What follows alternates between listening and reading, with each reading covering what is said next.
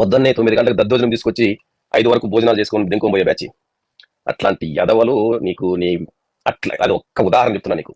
ఏమే ఇట్లాంటి ఎదవలందరూ తోడైతేనే నేను ఈవీఎంలా లేకంటే ఈ ఘోర పరాజయానికి ఈవీఎంలా లేకంటే స్వయం కృతాపరాధమా అని సందిగ్ధంలో సంఘర్షణకు లోనయ్యి నిద్ర లేకుండా సస్తున్నా. నీ దరిద్రం నువ్వు నిద్రపోతున్నావు లేదో నాకు తెలియదు కానీ ఏమే అది నీకే వదిలేస్తున్నా.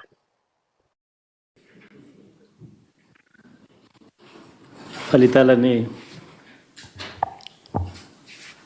ఇంకా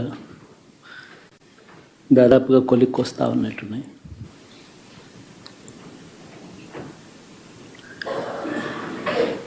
చూసిన ఫలితాలు జరిగిన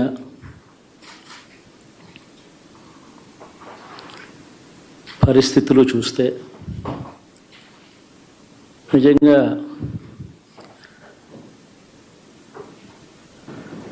ఆశ్చర్యంగా కూడా ఉన్నాయి.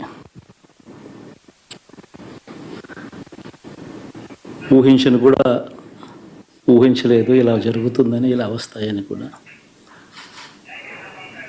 బట్ ఎస్,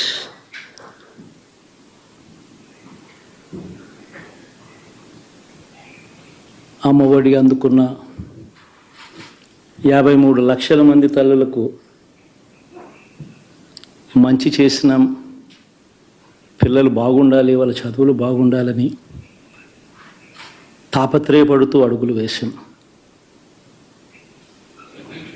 మరి అక్క చెల్లెమ్మల ఓట్లు ఏమయ్యాయో తెలీదు.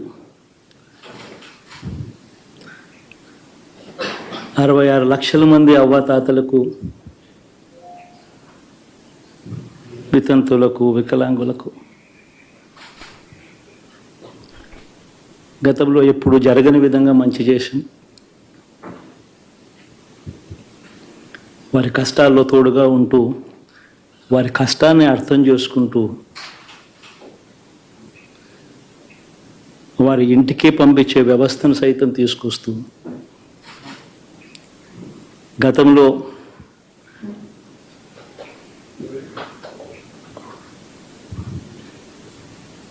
మా ప్రభుత్వం అధికారంలోకి రాకమునుపు ఇస్తా ఉన్న చాలని పెన్షన్ నుంచి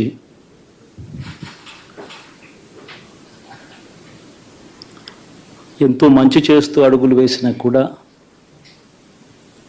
ఆ అవ్వాతాతలు చూపిన ఆప్యాయత ఏమైందో కూడా తెలియడం లేదు.